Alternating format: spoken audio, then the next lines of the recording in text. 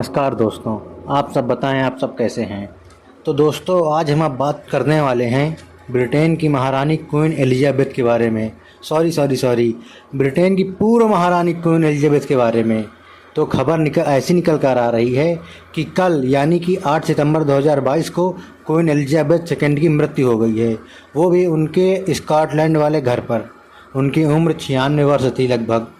उन्होंने 70 साल तक ब्रिटेन की रानी के रूप में अपना कार्यकाल पूरा किया। क्वीन जो है वो 1952 में राजगद्दी में बैठी थी और ब्रिटेन की नई प्रधानमंत्री जो अभी लिज ट्रस बनी हैं, वो रानी की इजाज़त से मंगलवार यानी 6 सितंबर को प्रधानमंत्री बनी थी। ब्रिटेन में राजवंश संवैधानिक है, यानी संवैधानिक राजतंत्र का अर्थ होता है किसी भी देश या राष्ट्र पर किसी एक व्यक्ति का शासन, लेकिन ये शासन किसी भी कार्य में हस्तक्षेप नहीं कर सकता, क्योंकि ब्रिटेन ने अपना खुद का संविधान है। वो राष्ट्र की संवैधानिक प्रधान थी, जैसा कि हमारे राष्ट्र में राष्ट्रपति का पद होता है। तो दोस्तों, वैसा ही वहाँ पर रानी का पद होता है। शक्तियाँ तो हैं, लेकिन बिना संविधान और सरकार की अनुमति बिना वो उनका इस्तेमाल बिल्कुल भी नहीं कर सकती हैं। दुनिया भर में रानी की मौत की खबर बहुत बाद में पता चली, जबकि ब्रिटेन का आधिकारिक न्यूज़ चैनल जिसका नाम है BBC यानी कि ब्रिटिश ब्रॉडकास्टिंग कंपनी, जो कि विश्व के सबसे बड़े न्यूज़ चैनलों में से एक है, उनको ये बात शायद बहुत पहले ही पता चल गई थी। तभी उन्होंने पहले से ही काली टाई पहनना प्रारंभ कर दिया था, जो कि शोक का प्रतीक होता है। ब्रिटेन में यह भी नियम है कि यदि कोई राजघराने की व्यक्ति की मौत होती है तो काली टाई लगाई जाती है। और कुछ समय बाद ही महारानी के मुख्य आवास बकिंघम पैलेस ने यह खबर पूरी दुनिया को दी। बकिंघम पैलेस दुनिया के सबसे महंगा महल है। रानी का जन्म सन 1926 में हुआ था। 70 साल तक राज करने के बाद 2022 में इनकी अत्यंत वृद्ध अवस्था में मृत्यु हो गई, जिससे पूरे ब्रिटेन में और पूरे UK में एकदम का माहौल है। ब्रिटेन के सभी छोटे बड़े नेताओं ने ट्वीट करके शोक जताया है। इन्होंने 70 साल तक शासन किया, जो पूरे विश्व में किसी भी राजा या रानी के द्वारा किया गया दूसरा सबसे बड़ा शासन है। कुछ लोग तो यह भी कहते हैं कि इनका शासनकाल सबसे लंबा है, परंतु ये सरासर गलत है। पूरे विश्व में सबसे लंबा शासनकाल फ्रांस के राजा लुई 16वें ने किया था। इन्होंने लगभग 72 वर्ष तक शासन किया था। हाँ, लेकिन महारानी के शासनकाल को इंग्लैंड का सबसे लंबा शासनकाल कहा जा सकता है, क्योंकि इन्होंने इंग्लैंड में सबसे लंबा शासनकाल 70 वर्ष का पूरा किया है।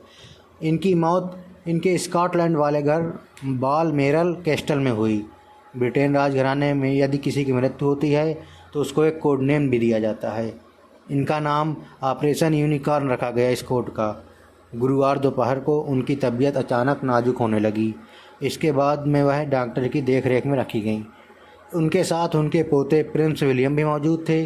वैसे तो इंग्लैंड की प्रधानमंत्री बकिंघम पैलेस में ही आकर रानी की आज्ञा से प्रधानमंत्री बनती हैं, लेकिन इस बार रानी की तबीयत खराब होने से वह रानी के स्कॉटलैंड वाले घर में पहुंची और वहां जाकर उन्होंने रानी से उनकी अनुमति ली। हाल में ही चुनी गई प्रधानमंत्री लिज ट्रुस, जो कि भारतीय मूल के ऋषि सुनक को हराकर प्रधानमंत्री बनी हैं, वो अब ब्रिटेन की नई प्रधानमंत्री नियुक्त हो गई हैं। हम आपको ये भी बता देते हैं कि यदि रानी की मौत लंदन में होती तो उसका कोड नेम ऑपरेशन लंदन रखा गया होता। दोस्तों, ऑपरेशन का यह मतलब है कि उनकी मृत्यु के पश्चात जो भी प्रोसेस की जाएगी, उन्हें कहाँ ले जाया जाएगा, उनको कहाँ रखा जाएगा, वगैरह वगैरह, ये सब उस कोड नेम के अंदर आता है। इनके शासनकाल के दौरान इन्होंने लगभग 15 प्रधानमंत्री अपॉइंट किए, जिनमें से विंस्टन चर्चिल और लिज ट्रुस शामिल हैं। इनके जीवन काल में इन्होंने विश्व की बहुत सारी घटनाओं को साक्षी बनाया। इनमें कॉमनवेल्थ का बनना, यूरोपीय यूनियन का बनना, कोल्ड वार या ब्रेग्जिट। रानी की मौत के पश्चात लिज ट्रुस ने भी अपने एक भाषण में रानी को सांत्वना दी है। वह उनके परिवार को भी इस दुख से लड़ने की शक्ति प्रदान करने की कामना की है। बोरिस जॉनसन ने भी अपना शोक जताया है, जो कि ब्रिटेन के पूर्व प्रधानमंत्री भी हैं। अब पूरे ब्रिटेन में शोक मनाया जा रहा है। शाही महलों और घरों पर ब्रिटेन का झंडा आधा झुका रहेगा और ब्रिटेन के बाहरी देशों के राजदूतावास में भी झंडे को आधा झुकाया जाएगा। हमारे देश के प्रधानमंत्री माननीय श्री नरेंद्र मोदी जी ने भी ट्वीट करते हुए अपना दुख जताया है। और विपक्ष के नेता राहुल गांधी जी भी ने अपना शोक जताते हुए ट्वीट किया है। दोस्तों, क्या आपने कभी सोचा है कि क्वीन और भारत के संबंध कैसे थे? तो दोस्तों, क्वीन और भारत के संबंध काफ़ी अच्छे थे। क्वीन 3 बार भारत भी आ चुकी थी। 1961 में उन्होंने सर्वप्रथम आई और उन्होंने पीएम नेहरू से मुलाकात भी की, और वो दोबारा 1983 में आई और उन्होंने उस समय की तत्कालीन प्रधानमंत्री इंदिरा गांधी जी से मुलाकात की, और वो तीसरी बार 1997 में आई और मनमोहन सिंह से मुलाकात की, और दोस्तों वो नरेंद्र मोदी जी से मुलाकात कर चुकी हैं। भारत में बहुत सारे लोग रानी को पसंद नहीं करते और उनको मानना है कि रानी जो ताज पहनती हैं उसमें जो हीरा लगा हुआ है जिसका नाम है कोहिनूर, वो भारत से चुराया गया है।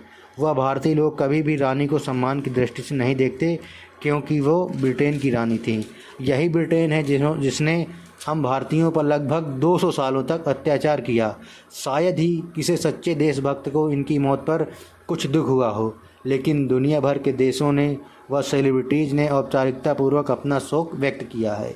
जर्मनी, कनाडा और इजराइल ने भी अपना शोक व्यक्त किया है। रानी की मौत के पश्चात उनके बेटे प्रिंस चार्ल्स अब ब्रिटेन के नए राजा बन गए हैं। ब्रिटेन के राजा के दोस्तों 4 नाम हो सकते हैं। चलिए आपको चारों नाम बताते हैं। पहला नाम है चार्ल्स, दूसरा नाम है फिलिप, तीसरा नाम है आर्थर और चौथा जॉर्ज। दोस्तों ये 4 नाम इंग्लैंड के राजा के हो सकते हैं, और रानी को डेविस ऑफ कॉर्नवाल के नाम से भी जाना जाता है। वर्तमान समय में क्वीन एलिजाबेथ आधिकारिक रूप से 15 देशों की रानी थीं, जिसमें कनाडा तथा ऑस्ट्रेलिया प्रमुख देश हैं। पिछले साल तक ये 17 देशों की राजधानी थी, परंतु हाल में ही 2 देशों को स्वतंत्रता मिलने के पश्चात ये अब 15 देशों की रानी बची थी। दोस्तों, हमारे द्वारा दी गई जानकारी आपको कैसी लगती है हमें कमेंट में बताइए, और इस तरह की देश दुनिया की खबर सबसे पहले पाने के लिए हमारे चैनल द राइजिंग इंडिया को सब्सक्राइब कर लीजिए व ये वीडियो अपने दोस्तों व फैमिली के बीच शेयर करिए। जय हिंद दोस्तों, जय माँ सरस्वती।